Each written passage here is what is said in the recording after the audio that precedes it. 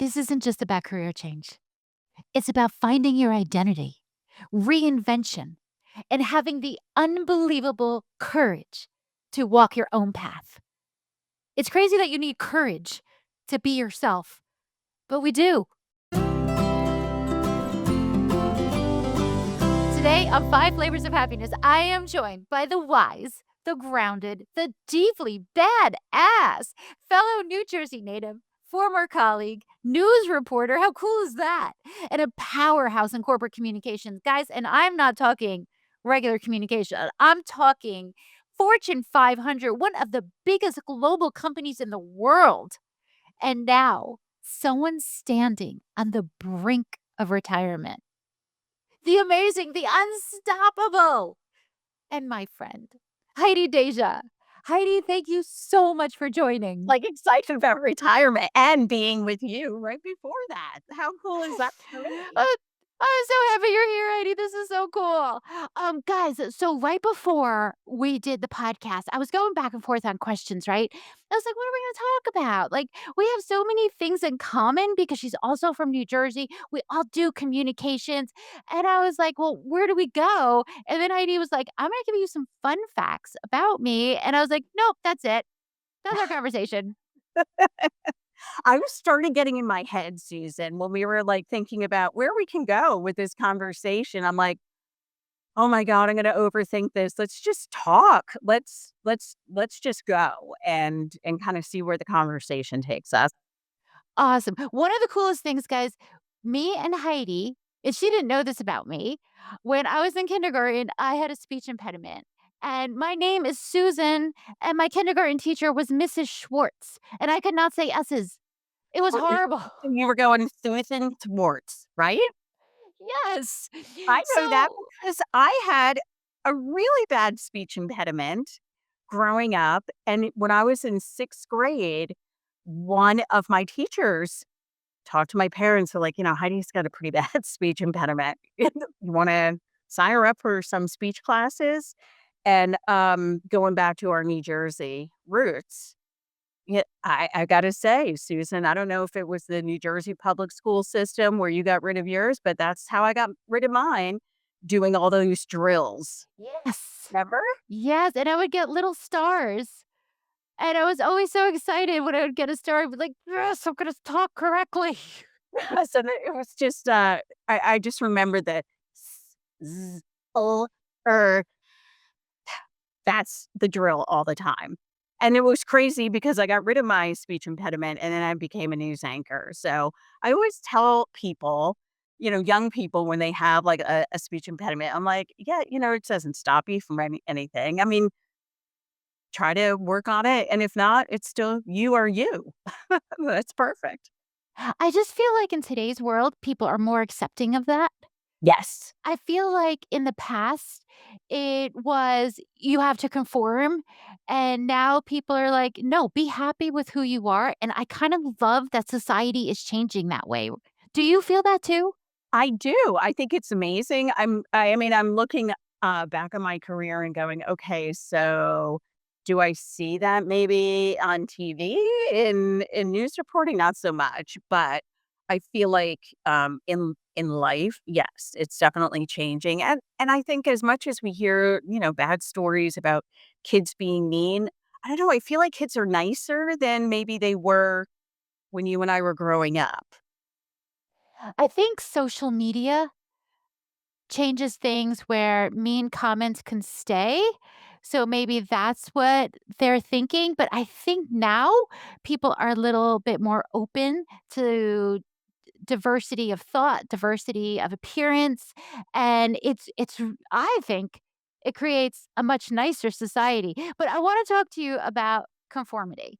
Okay. And because in Jersey, I don't know, guys, if anyone's listening from New Jersey, but if you're there, there seems to be a thing where you grow up in Jersey, you stay in Jersey, and you go on this path.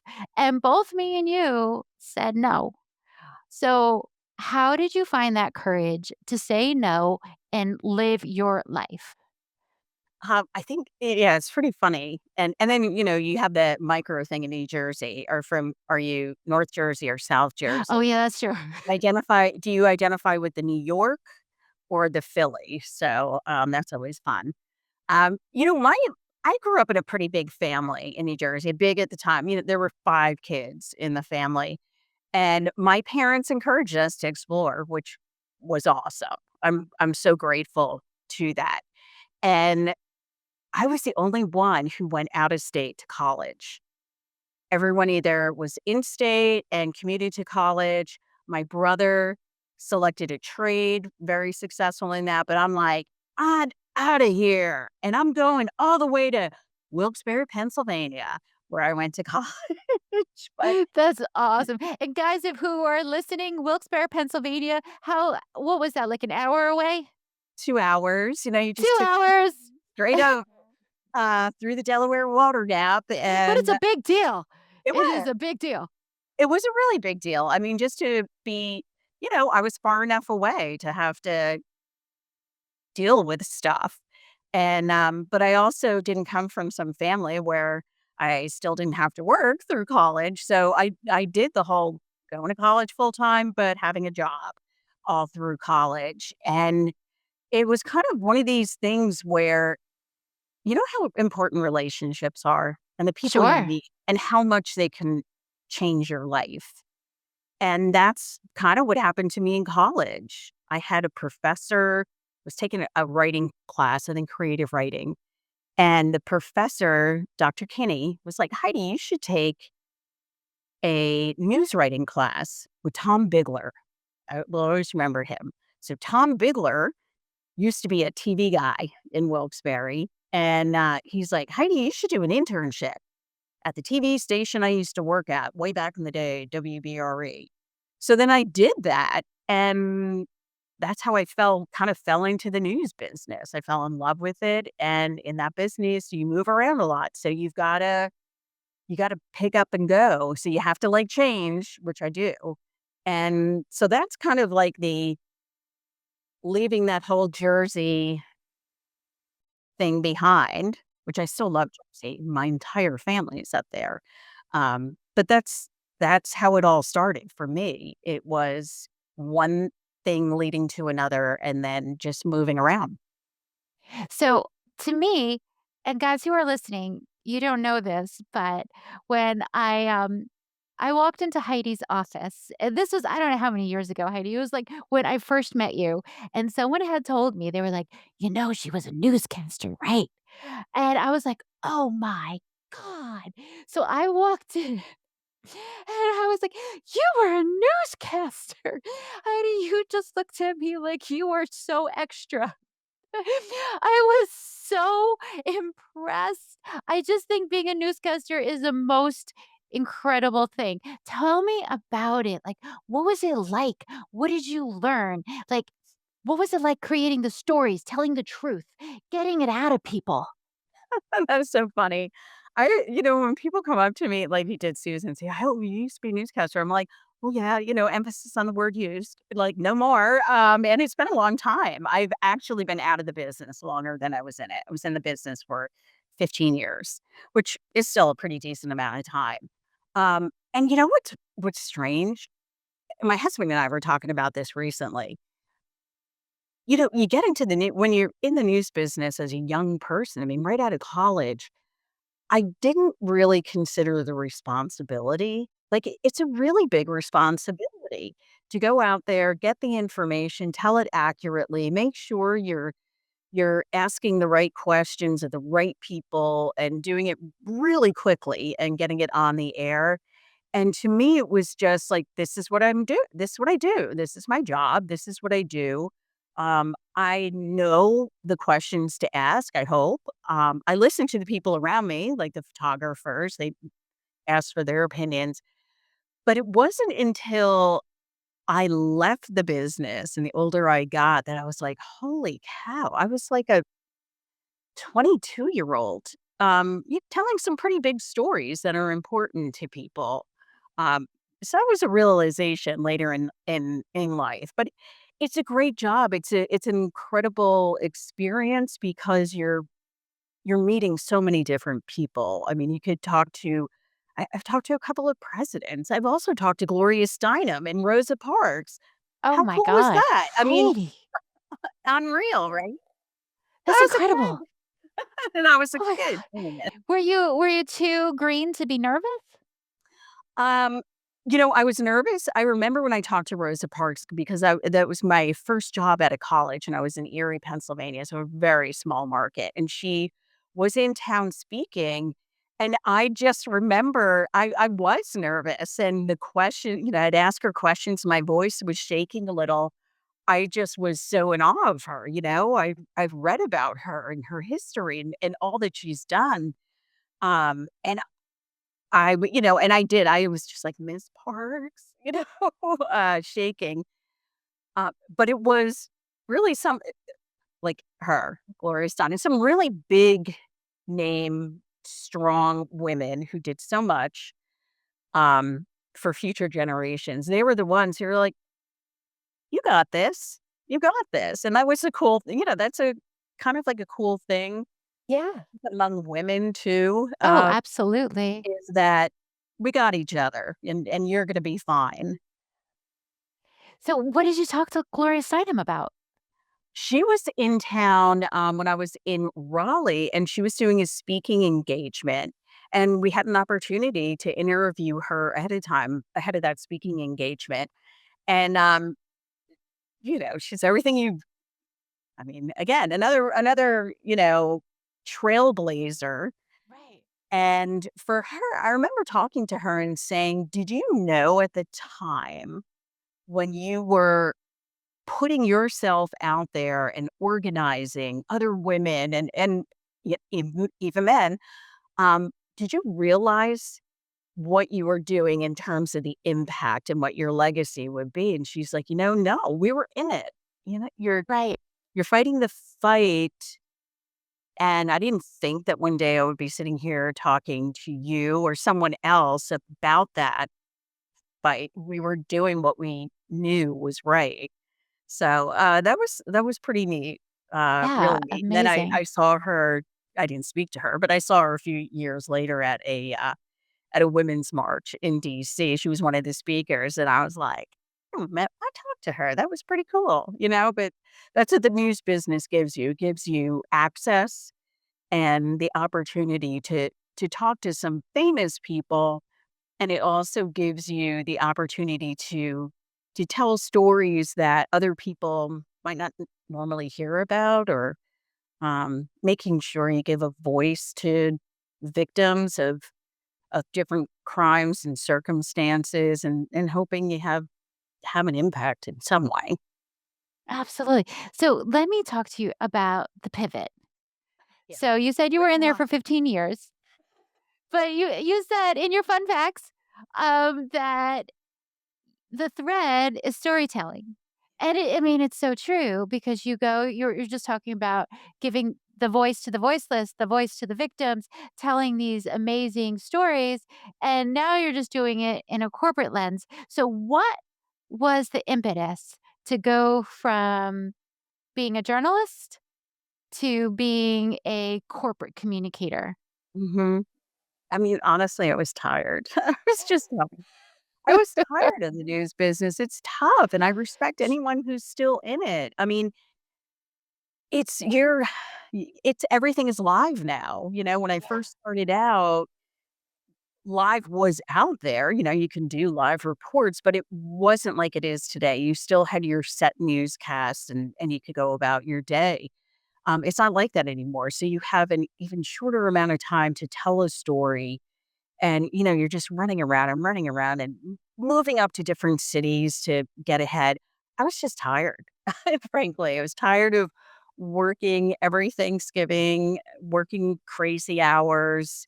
I loved it, but it kind of ran its course for me. But I had my minor in college was in public relations, and I thought, okay, well, I could do something going from news. I've seen other people make that move to the corporate world. And I just started back to relationships, networking, talking to people who were doing the jobs that I was interested in doing, um, being a spokesperson, working in public relations, those kinds of things. So the move was natural to me, but not so much to the people hiring me because I did have some people go, "Well, how does that translate?"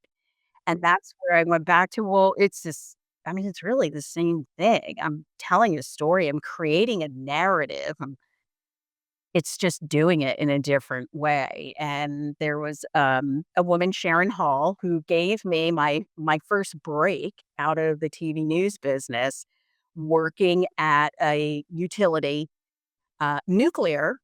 A So huge utility nuclear, guys. and working at a nuclear plant doing communications post 9/11, like within a year or two of 9/11. So um, that that's how that pivot went. And again, it seems strange to some people, but it really is doing the same thing. I mean, Susan, what we're doing is we're slinging words, you know?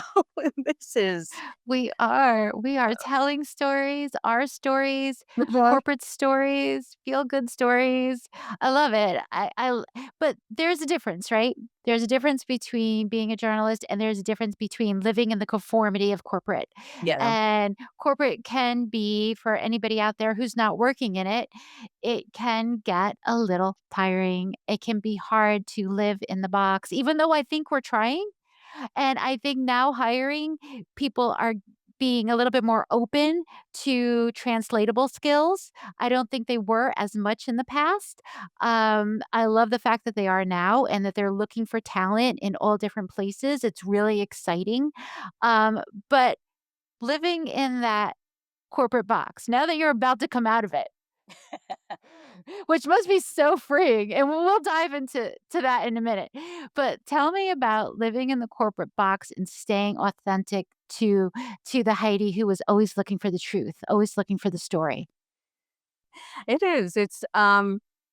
It's not as tough as it might seem. Um, Susan, you know me more because we work together. So you know what you see is what you get. I don't have a poker face. And I am transparent sometimes to a fault because I I have learned over the years I need to maybe soften my transparency.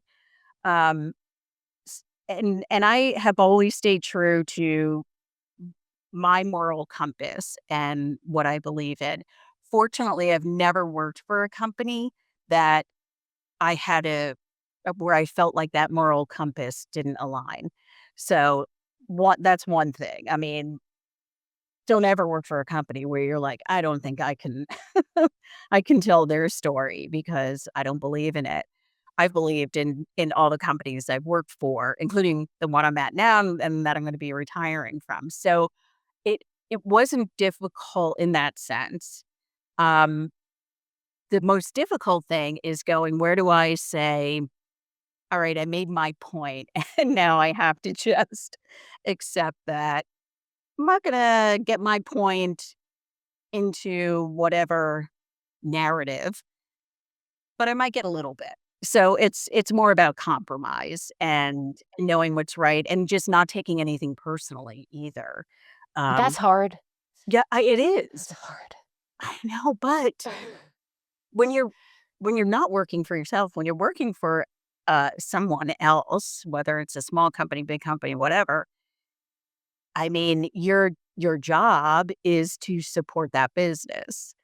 And I think as we get older and realize that we're one of many and that each person helps to bring the company up together, that's a good thing. It's okay when I get back something that has a lot of red lines on it. Um, I can't take it personally. Why? I mean, why would I do that? I'm going to lose sleep then over someone thinking that this paragraph should go above there or or whatever. I think though it's hard sometimes hearing the truth, right? And, like, I feel like sometimes New York, New Jersey people, we get a bad rap because we're honest to a fault. And then when the truth comes at you, and maybe you're not ready for it, it could be really, really hard. Did you ever have a time where you told the truth and it wasn't, to somebody who was receptive? Oh, yeah. Yes. Especially as a people leader in different companies. And it's I can't be responsible for how someone reacts to it. And I can be honest, provide feedback, provide examples along with that feedback, provide a path forward to maybe correct something and make sure that there's the opportunity to kind of turn things around. But in the end, if someone doesn't want to own part of it, well, I mean, yeah, you're going to get negative feedback. I've had a couple of cases where the response was almost shockingly Oh, I mean, it was just geez. shocking where I've, had to try to calm the situation down. Um, yeah, it's tough. Giving tough feedback is tough for Oh, sure. yeah, Yeah. absolutely. But again, it Um, goes back to not taking things personally, and everyone responds to things differently, and you don't know what's going on in their life at that particular time. So you try to um, give the grace when you see a reaction that you think is not usual, um, and kind of give that person the space then to come back. but now I wanna talk about retirement. And how, corporate, me, the office, it's all gonna be, we're gonna be your memories. How does it feel? It's great. It really is. When people are like, "Are you nervous?" Nope. I'm not, but and I think part of it is because I've worked so many different types of jobs, like being in news where you're running, running, running, and you're covering a lot of really crazy, sad things, emotional things, some good happy stuff too. And then you're working in, doing a lot of crisis communications over the years. So I'm ready. I mean, I'm ready. And I am so fortunate because I'm going out at a time when I'm in a job in a company that I absolutely love. Oh, And that makes me it is happy. it is just I mean, I am so fortunate. I've been in this current role for 6 years almost.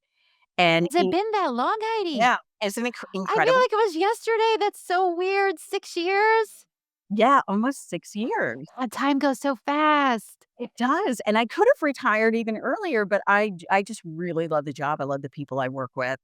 And then, so yeah, I'm ready. I'm excited. Um, and I do. You're gonna be part of my memories, but I know I we'll keep in touch. will. Uh, But I wanna ask you one more question while I have you, because you talked about being in newscasting and seeing some hard things, which I can imagine you probably saw what do they say? "If it bleeds, it leads." yeah, So, yeah. you probably saw some horrific things. How did you maintain? Because when I see you now, I see happy Heidi. Like, I know you're happy, like, you emanate joy, but how did you maintain your happiness, your sense of balance when you were reporting news that was so horrific? Yeah, I mean, it's hard. I mean, it's hard not to get emotional at times. I remember covering a horrible shooting in Minneapolis where uh, police officers were killed and covering this huge funeral procession, and you can't help but tear up. Or meeting parents of kids who were missing or things like that. Um, I just you got to get yeah. I gave myself this space to kind of be human and feel it before going on air or after coming off air. Just giving myself the space to feel it. Um, we're human, you know what I mean? It would be weird if I didn't feel something. Oh, yeah. Yeah. And, but it's that compartmentalizing that I think we do in life anyway, right? I Oh, mean, for sure. yeah. You're one person when you're at work, and then sometimes you take that work hat off, and then you're like, "Okay, now I can do this." Yeah, yeah, like, when I talk all day long at work. I'm writing all day long and, in meetings and all that kind of stuff. When I come home, it's hysterical because my husband, will be chatting or something like that. I'm like, "I can't make any decisions. I don't know what to eat for dinner. I I don't know whatever you wanna cook because you cook. I don't, and I don't wanna talk. I just, like, want, some quiet time." But that's just my decompression mode, and I think everyone has it would be nice if I came home and did a workout instead, but, doing that, right? That's awesome. So, last question for you, and it's about the story 'cause your whole life has been about telling stories, right? But the story you tell yourself. And because I feel like the stories we tell ourselves are sometimes the chains that bind us, and sometimes it's the gate that opens and lets us out. So, how has the story that you told yourself, or maybe when you were a kid, to in your 30s, to as you got older, like, how has that story about who Heidi is and what Heidi can do, how has it changed? How has your personal narrative changed? I don't know if it's really changed a lot, but Oh, that's cool. it's funny that you use the word change because that's one thing that I love. I love change. Um, I always have because I feel like every new opportunity, even now going into retirement, is just an it's like a clean slate. And you can just start on a whole new chapter, a whole new story on what's going to happen next. And I like not having it planned out as much. I always have options. That's my thing in life. I like having an option. So, what are we going to, in retirement, I have a couple of options. So, we'll see which one's going to shake out, but both of them are really good ones. So, That's awesome. the other thing is, I'm just not going to work for unless it's at a flower shop, I'm not gonna be working. Am I gonna find you at Lowe's one day? Maybe, or you might find me, at the senior center here in town where I'll be, working the front desk and then taking pottery classes, but, it's gonna be awesome, whatever it is. You're gonna be happy, I know it, because you Yes. are happy. I think you just born that way. Okay, while I have you, Yes. 1 more minute, it's the Fast 5. I ask 5 really quick questions, Oh and you god. just give me, like, one-word answer. Sound good? Yeah, okay. So, what one thing instantly boosts your mood? Travel. Oh, awesome. Okay. Mhm. What one piece of advice would you give young Heidi? That's 2 words, slow down. Mm. Yeah, I could see that. We were talking about the news being so fast, like nonstop hustle.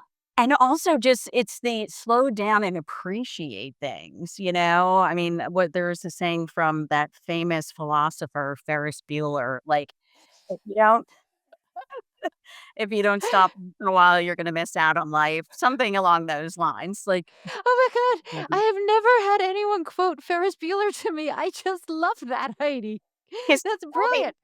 many, many philosophical quotes from him. I thought you were going to quote a philosopher. Okay. When was the last time that you felt absolute complete joy?